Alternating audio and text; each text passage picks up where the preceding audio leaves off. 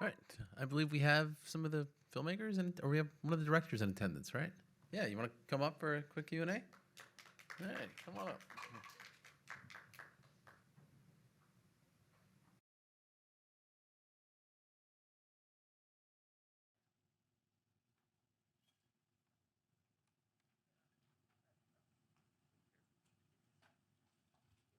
Yeah, just come. Yeah, you can just come right up here. There you go. I don't know if you need a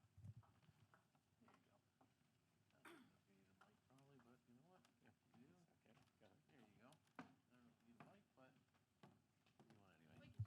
All right, sounds good. All right, yeah, come around. All right. So we have our filmmakers. Thank you. Thank you for being here. All right. Yeah.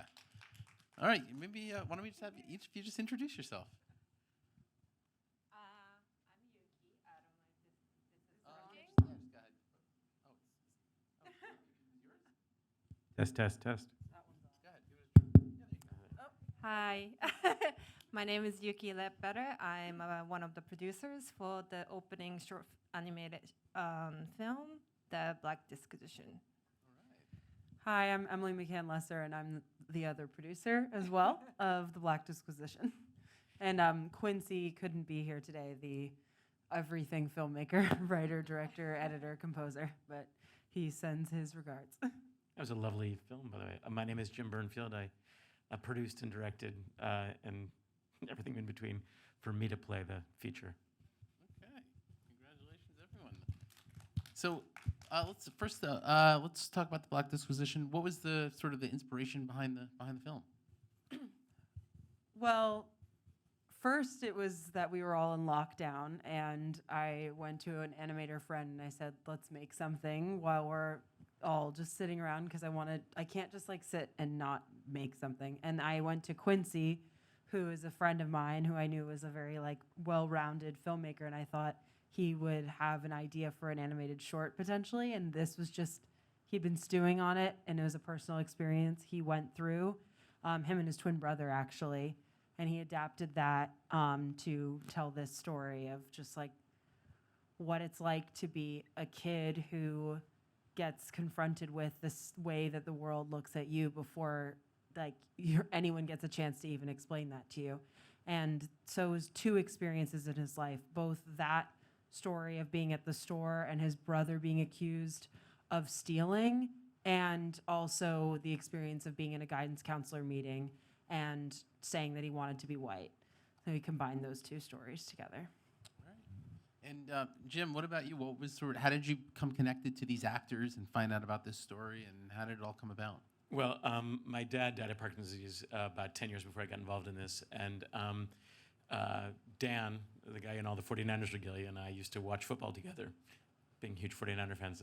And at one point in the middle of a game, he leaned over to me and said, you know, I have Parkinson's. But he didn't really need to tell me at all, because you could sort of tell in his face. Later, he and I traded scripts over the course of time and talked about projects. And he brought this to me, and I said, yes, I really feel like I'm part of the Parkinson's family. Now you are too. Let's do this together.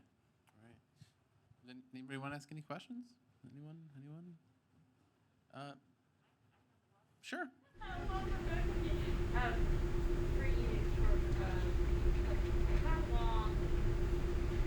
How long did you take in this process? Because in the beginning, it seemed like the play was going to be in 4 weeks. And then at one point, he said, the wife said, oh, he's been living this for a year. Gosh. You know, So the two guys started just going to each other's houses and practicing this play, which Beckett, as you know, wrote sort of as a metaphor for life with disease. And about 3 months before, and then I got involved sort of halfway through that, and we started a fundraising campaign. You saw those names at the end, and I said to them when we were starting this, I said, so when we get to like $20,000, let's get started. And I think they must have misheard me when they said $20, because next day they were like, let's get started. I'm like, I'm fundraising right now. But I had to produce, direct, and like schlep equipment and, you know, find spaces to you know, all that stuff while everything. So I was involved in this for about, all told, I started shooting when my daughter was 2 weeks old, and she's going to junior high school right now. Wow. So it was about 8 weeks of shooting and then a lot of post-production. Yeah. So for both of these films, I mean, this question might be kind of self-explanatory, but what's like sort of the main lesson or main theme you want audiences to walk away with after seeing the film? So we'll start with The Black Disposition. I wish Quincy was here because he's so much more eloquent, and we're like behind the camera people. I think so much of what Quincy wants you to take away from it is what he says in the monologue, which, at times we talked about whether we needed it, and it was just, he really wanted people to understand that he's not trying to tell like a negative story. He's trying to show his positivity that he gained from this experience while also dealing with the reality that is so negative. I mean, we started working on this in April 2020. Like George Floyd had interrupted none of this like conversation that I think has really like grown more recently, even more so, had happened. And unfortunately, it was just like a reminder that this story just isn't going to end anytime soon, which is what he's also saying in the monologue. Yeah, I hope that answers the question. Yeah. I loved also how the rotoscoping falls away as sort of his truth comes out and he's talking directly to us after being in this artificial environment. It brings the reality so much stronger. Thank you. Mine, I think, is, when the body gives way, what's left is your heart and soul. And these guys are willing to commit, even with all this stuff against them, to try to do what they love to do. And if they can do it, then we all can. All right. So what are the plans with the film? Are you still festivals? Are you going to? Do you have a distributor? Anybody have a distributor lined up, or what are the plans at this point for talk Black about it? Disposition? Can you count how many festivals how we got into? counting. I think we got into about 16 counting right now, and this is our first New York City in-person premiere, which was very exciting, and Quincy was really bummed that he couldn't come. But yeah, that's all Emily's and our team effort to be able to do this, and hopefully a few more to go.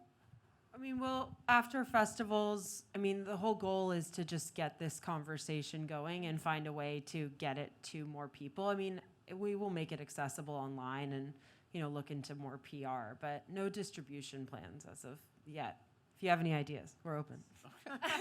But surprisingly, some school system, educational system in Europe reached out to us, wanted to know.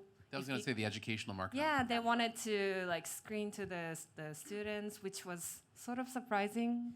Like we didn't expect that to happen, but hopefully more people can see it and experience and have a conversation about it.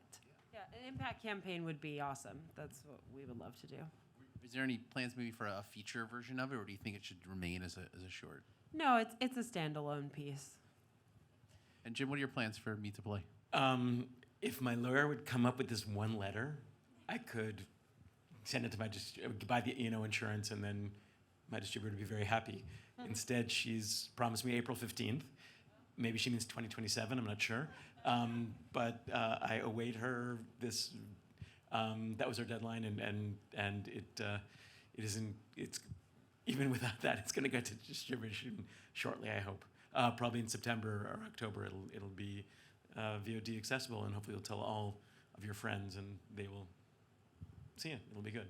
Yeah, please spread the word about these films, The Black Disposition, Me to Play. Spread the word, social media, put it out there. Wonderful films. Congratulations to all of you. Thank you so much, and thank you for being having here. us. Thank you.